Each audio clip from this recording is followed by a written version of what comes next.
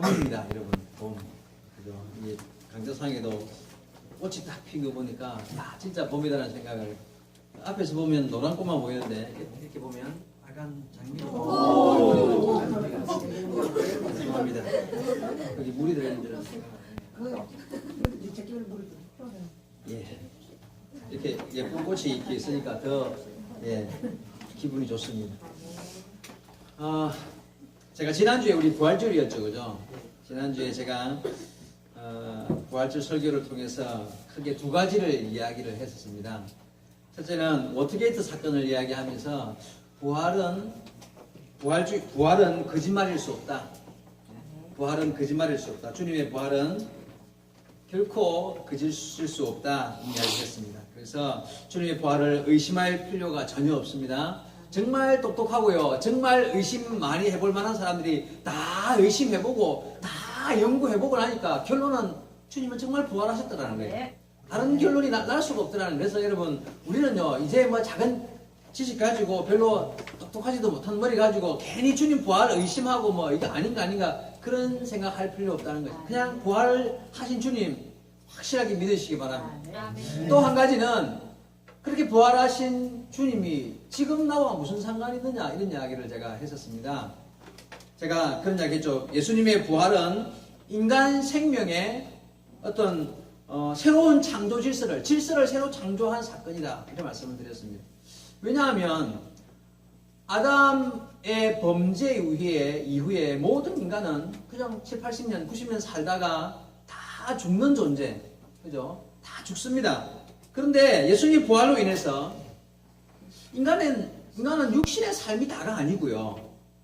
육신의 삶이 다가 아니라 영혼의 삶이 시작된다는 것이 바로 주님의 부활로부터 이 사건이 이루어지게 된 거예요.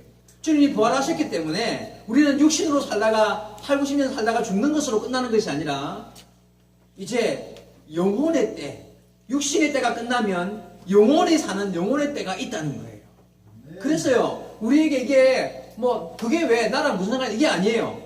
이제 예수 안에 있는 우리는 주님의 부활로 말미암아 내 육신의 모습은 8, 90년 살다가 없어지지만 내 영혼이 영원히 사는 그 영혼의 부활로, 영혼의 삶으로 나아가는 길이 열렸다는 거예요. 여러분, 나와 상관이 없는 일입니까, 이게? 아니요. 너무나 중요한 사건입니다. 주님의 부활은요, 내 생명이 영원한 길로 이어지는 바로 내 문제이고, 내 사건입니다. 아멘. 여러분, 주님이 부활하셨습니다. 주님은 부활이요 생명이십니다. 이제 예수 안에 있는 우리는 죽어도 살겠고 영원히 죽지 않는 삶을 살게 되었다는 것입니다. 새 생명을 얻은 사람이 되었다는 것입니다. 여러분 믿습니까? 네. 예. 주님이 이것을 믿느냐 하고 우리 물었잖아요. 그죠? 우리는 분명하게 아멘으로 대답했습니다. 우리는 이 사실을 믿는 자들입니다. 여러분 그런데요, 이 사실을 믿는 자라면 이 부활은요 기쁨이에요. 정말 큰 기쁨이에요. 죽었던 자가 산 기쁨이고요. 뭐 그저 암 걸렸다가 뭐 병이 낫는 그런 기쁨과는 수준이 다른 기쁨이에요.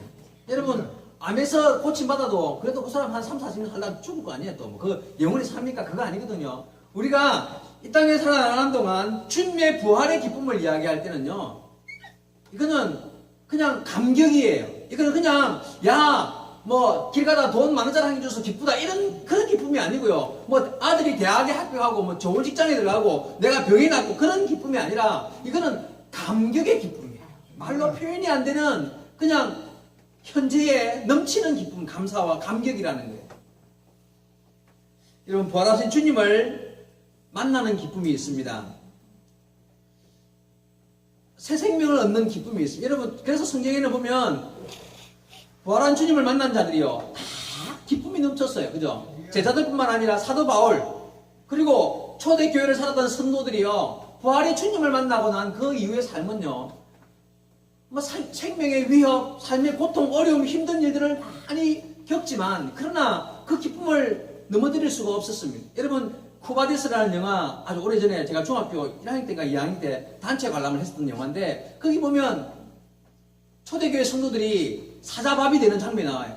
큰 넓은 운동장에 다 묶어가지고 뒤로 손을 묶어놓고는 다 이렇게 있는데 사자를 풀어요. 배고픈 사자를 확 푸니까 그 사자들이 뛰어와가지고 그 살아있는 성도들을 이렇게 살을 뜯어먹는 거예요. 근데 그들의 얼굴이요, 얼마나 밝고 환한지 몰라요. 제가 그 당시에 난 예수도 안 믿었어요. 근데 그 장면을 보고 충격을 받았어요. 아니, 사자한테 뜯어먹기는 사람들의 얼굴이요, 하늘을 향하여 막 환하게 웃고 있어요. 코바데스라는 영화에 보면 그 장면이 나옵니다. 이유가 뭘까요? 예? 부활의 주님을 만난 자들입니다. 그 사람은. 여러분, 부활의 주님을 만난다는 얘는, 여러분, 주님이 부활하셨다, 이 기쁨은요, 2000년 전에 주님이 부활하셔서 참 기쁜 일이네, 과거의 기쁨이 아니에요. 그때 있었던 기쁨이 아니고요, 앞으로, 맞아, 나도 이제 예수 믿어서 죽었다가 다시 부활, 그때 되면 미래에, 나중에 그 기쁨이 아니에요. 현재의 기쁨이라는, 현재의 기쁨. 지금 나의 기쁨이 주님의 부활의 기쁨이 되어야 한다는 거예요. 여러분, 주님이 부활하신 사건, 오늘은 부활절도 아닌데 자꾸 부활 이야기를 합니다만은, 여러분, 제가 지난주에 하고 싶은 말이 너무 많았는데 너무 이후의 시간이 너무 많이 써야 될 시간이 부족해가지고 제가 설교를 짧게 했거든요. 여러분, 그래서 오늘 본문 가지고 다시 한번 부활 이야기를 할 수밖에 없습니다. 여러분, 부활의 기쁨은요, 옛날에 주님이 2000년에 부활했던 그 기쁨도 아니고요, 앞으로 나도 부활할 거니까 그때 기뻐해야지, 그것도 아니고요, 지금 현재의 기쁨인 거예요.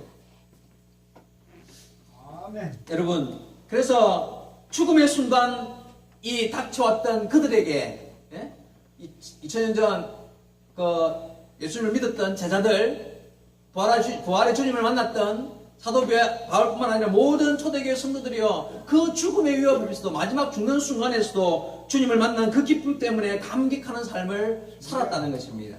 그러면 우리는요, 아직 안 만났습니까? 여러분, 고민해 봅시다.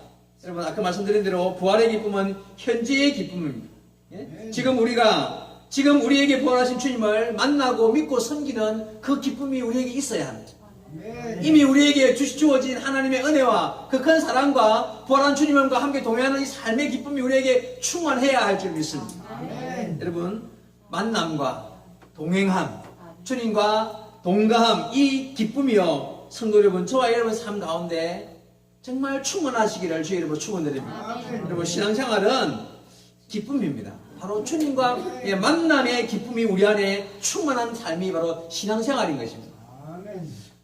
신앙생활은 취미생활이 아니에요. 일주일 가운데 뭐 일도 하고 저일도 하고 뭐 등산도 가고 운동도 하고 또 뭐 요즘에 바둑 막 하고 일하다가 주일날은 교회도 가고, 그래 되면 그거는요, 여러 가지 일 가운데 주일날 교회도 가고, 이거는 취미생활일 수 있어요. 그런데요, 신앙생활은 뭐냐 하면 삶 전체를 휘어잡는 내 중심이 되는 생활이에요. 아멘. 여러분, 신앙생활이 시작되고 나면 교회가 중심이 되고 말씀이 중심이 되고 삶의 그 틀이 바뀌는 거예요. 아멘. 여러분, 신앙생활은 정말 바른 신앙생활은요, 삶이 변하는 것입니다. 주일이 기다려지고요, 예배에 생명을 다하고 하나님과의 만남, 성도들과의 만남과 교제가 너무 행복하고 교회에 와서 하나님을 섬기고 봉사하는 이 일에 가장 은혜롭게 느껴지면서 이 일보다 더 중요한 일이 없고 이것이 내 삶의 중심이 되는 사건, 그게 바로 신앙생활입니다. 아멘. 갖다가 그냥 액세서리 하나 더 붙이는 것처럼 내 삶의 신앙생활도, 교회 가는 것도 하나 더 붙이는 게 아니에요. 신앙의 기쁨은요, 그냥 희열이 넘치는 거예요. 여러분, 말씀과 기도의 삶, 복음을 전파하는 삶이 자연스럽게 내 삶 가운데 드러나는 삶. 이유가 뭐냐면 기쁨이거든요. 이게 그냥 말로 표현이 안 되는 기쁨이 막 넘쳐가지고 내가 그렇게 하고 싶어지는 거예요. 그래서 그게 부활의 주님을 만난 자들은 그런 삶을 살게 되는 거예요. 아멘. 여러분, 신앙생활은 주님을 만남으로 내 삶의 답이 그냥 찾아와줘서 기쁨으로, 신앙생활은요, 내 삶의 주님을 만남으로 한 방에 내 인생의 삶의 문제가 해결돼 버리는 맛을 보는 삶입니다. 아멘. 이 넘치는 기쁨, 저와 여러분에게 충만하게 있게 되기를 주의 이름으로 축원드립니다. 여러분, 오늘 본문에 보니까 한나 이야기 잘 아시죠? 한나라는 여인이 나오는데 이 여인은 참 아픔과 슬픔이 많은 여인이었어요. 아까 읽을 때도 본문에 나왔습니다만은 그의 고통이 뭡니까? 이 아이를 낳지 못하는 그런 그 고통이었어요. 요즘은 그런 거 별로 안 중요하게 얘기입니다만은, 그러나 이 당시 이스라엘 나라 상황에서는요, 아이를 낳지 못하는 것은 하나님의 저주를 받은 여인이라 이렇게 여겨졌을 정도로 큰 사건이었죠. 자, 오늘 읽었던 본문은 아닙니다만 1장 6절 이하에 보면 이렇게 나와 있습니다. 6절 7절만 제가 다시 한번 읽어보겠습니다. 여호와께서 그에게, 그는 한나입니다. 한나에게 임신하지 못하게 하심으로 그가 그의 적수인 브린나가 그를 심히 격분하게 하여 괴롭게 하더라. 매년 한나가 여호와의 집에 올라갈 때마다 남편이 그같이 하매 브린나가 그를 격분시키므로 그가 울고 먹지 아니하니.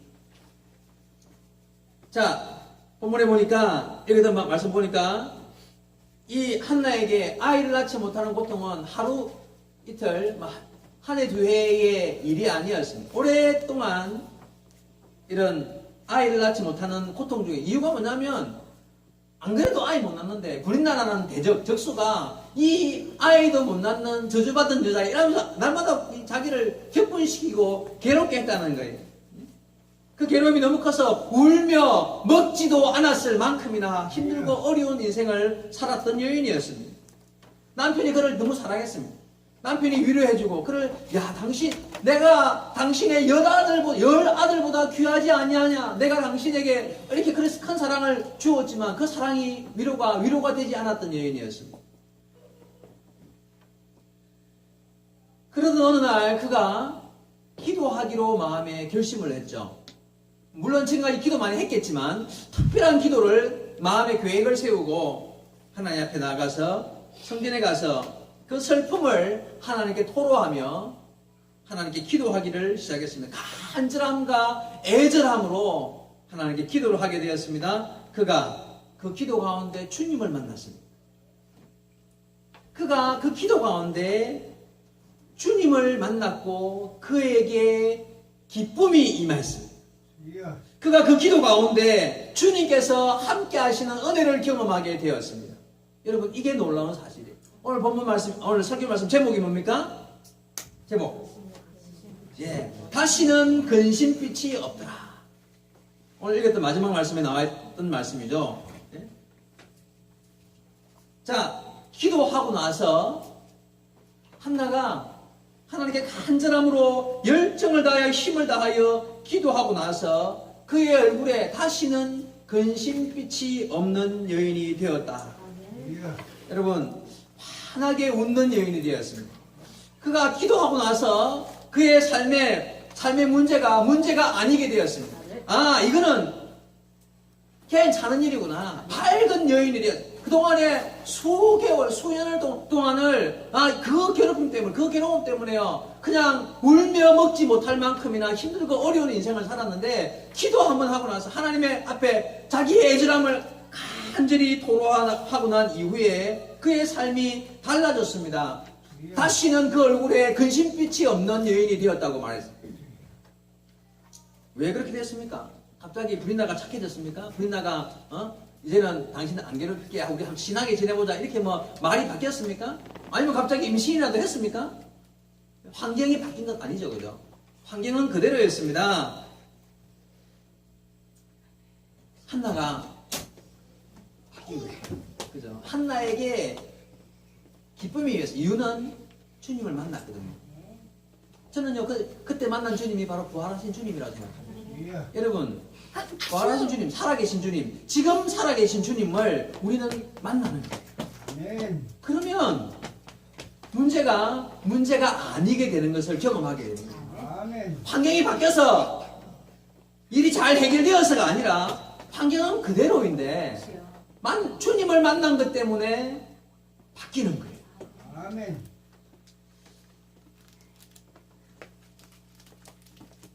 한나가 어떻게 기도했습니까? 아까 읽었던 1장 10절 이하에 보니까 이렇게 나와 있습니다. 제가 먼저 10절을 보겠습니다. 한나가 1장 10절입니다.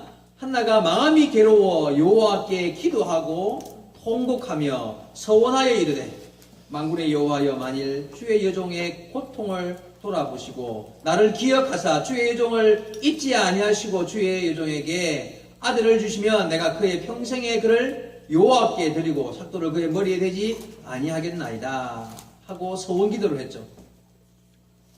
근데 13절에 12절에 그가 여호와 앞에 오래 기도하는 동안에 엘리가 그의 입을 주목한 적 한나가 속으로 말하매 입술만 움직이고 음성을 들리지 아니하므로 엘리는 그가 취한 줄로 생각한지라.